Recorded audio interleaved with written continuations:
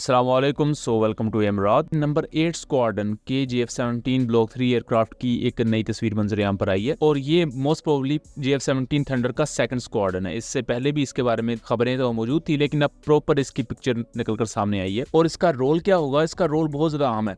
मेरे ख्याल से जो GF-17 का असल स्क्वाड्रन है उससे ज़्यादा अहम इसका रोल होगा फ्यूचर में। तो GF-17 एयरक्राफ्ट के एक वर्टिकल स्टेबलाइजर की पिक्चर निकलकर सामने आती है जिस पर हैदर्स लिखा हुआ है, जो कि पाकिस्तान एयरफोर्स का नंबर 8 स्क्वाड्रन है और इस वक्त PAF बेस मसरूर यानी कि कराची में बेस्ड है। GF-17 के इस सेकंड स्क्वाड्रन की खबरें इससे पहले भी इमर्ज हो चुकी हैं और उस पर मैंने डिटेल्ड वीडियो बनाई थी कि किस तरह सेकंड स्क्वाड्रन रेज किया गया है पाकिस्तान एयरफोर्स में GF-17 ब्लॉक 3 का। तो इस वक्त हम ये कह सकते हैं कि कम से कम 2 fully armed squadron Pakistan air force में मौजूद हैं। एक तो इंडियन बॉर्डर के नजदीक है यानी कि मिन्हास एयरबेस पर, और दूसरा कराची में है। और कराची में ओब्वियसली चूंकि समुद्री एरिया करीब लगता है तो इस वजह से इन्हें एंटी शिप रोल दिया जाएगा।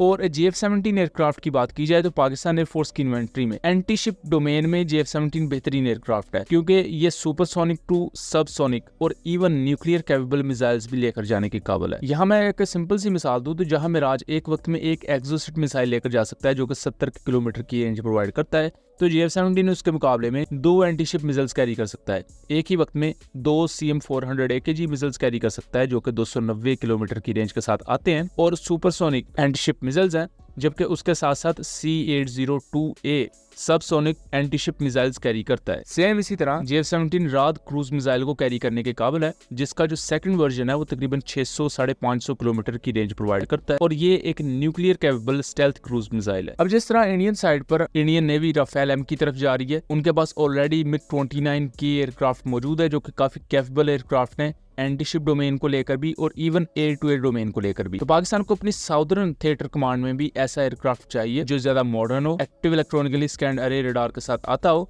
और लॉन्ग रेंज BVR मिसाइल्स को फायर कर सकता हो। यहाँ जो GF-17 ब्लॉक 3 की डिप्लॉयमेंट है वो MiG-29K जैसे एयरक्राफ्ट को तो अच्छे तरीके से हैंडल कर सकती है, लेकिन जब बात राफेल M की आएगी तो आई डोंट थिंक सो कि GF-17 ब्लॉक 3 बहुत अच्छा कारगर होगा राफेल M के खिलाफ, क्योंकि राफेल M को ऑलरेडी एज होगा क्योंकि ट्विन इंजन एयरक्राफ्ट है, उसके साथ साथ ज्यादा मैनूवरेबल है। तो उसके लिए आई बिलीव कि फ्यूचर में पाकिस्तान J-10C एयरक्राफ्ट का एक स्क्वाड्रन भी यहाँ लेकर आएगा। तो इस तरह हमें कम्बिनेशन देखने को मिलेगा GF-17 ब्लॉक 3 और J-10C एयरक्राफ्ट का, जहां J-10C aircraft properly air dominance का काम करेंगे इंडियन नेवी के राफेल M के खिलाफ। लेकिन ये चीजें तब होंगी जब राफेल M भी आ जाएगा, लेकिन फिलहाल के लिए GF-17 ब्लॉक 3 का एक स्क्वाड्रन वहां पर तैनात कर दिया गया है। और यह सबसे आम चीज जो मैं पहले नहीं बता सका, ये वही एयरक्राफ्ट है जो कि आजरबाईजान भी गया था 1 से 1.5 माह पहले, जब वर्ल्ड डिफेंस शो 2024 मुनक्कद हुआ था और आजरबाईजानी प्रेसिडेंट इल्हाम अलीव ने भी इसको इंस्पेक्ट किया था। बहुत से लोगों का तब ये ख्याल था कि ये पर्टिकुलर एयरक्राफ्ट आजरबाईजान को प्रोवाइड कर दिया जाएगा, लेकिन इसके बारे में हमने तब भी ये चीज क्लियर कही थी कि ये एयरक्राफ्ट आजरबाईजान के लिए नहीं है। आजरबाईजान को जो Pakistan aeronautical complex GF-17 provide करेगी वो बहुत जल्द डिलीवर किए जाएंगे, लेकिन पाकिस्तान एयरफोर्स की इन्वेंट्री से नहीं होंगे, या ये जो पर्टिकुलर एयरक्राफ्ट भेजे हैं ये आजरबाईजान एयरफोर्स की सर्विस में नहीं जाएंगे। और ये वही पर्टिकुलर एयरक्राफ्ट है जो कि पाकिस्तान एयरफोर्स के एक न्यू स्क्वाड्रन नंबर 8 स्क्वाड्रन का पार्ट है जिसको हैदर्स कहा जाता है, और ये पाकिस्तान की साउदर्न एयर कमांड में आता है जो कि मसरूर एयरबेस पर तैनात है। और इसी कॉन्टेक्स्ट में अगर आजरबाईजान को GF-17 एयरक्राफ्ट की डिलीवरीज की बात की जाए तो मोस्ट प्रोबेबली हमें डिलीवरीज 1 से 2 सालों के अंदर देखने को मिल सकती हैं, या इवन हो सकता है कि उससे पहले ही हमें GF-17 एयरक्राफ्ट की डिलीवरी देखने को मिले, क्योंकि आजरबाईजानी पायलट ऑलरेडी पाकिस्तान में मौजूद है और उनके बारे में खबर आ चुकी है। और GF-17 एयरक्राफ्ट को लेकर जो प्रॉपर इंटीग्रेशन है वो भी आजरबाईजानी एयरफोर्स में हो चुकी है। हालांकि इंटीग्रेशन कम से कम भी 4-5 माह लेती है, लेकिन इस चीज को ऑलरेडी कर दिया गया है, जिससे आजरबाईजानी एयरफोर्स का टाइम बच जाएगा,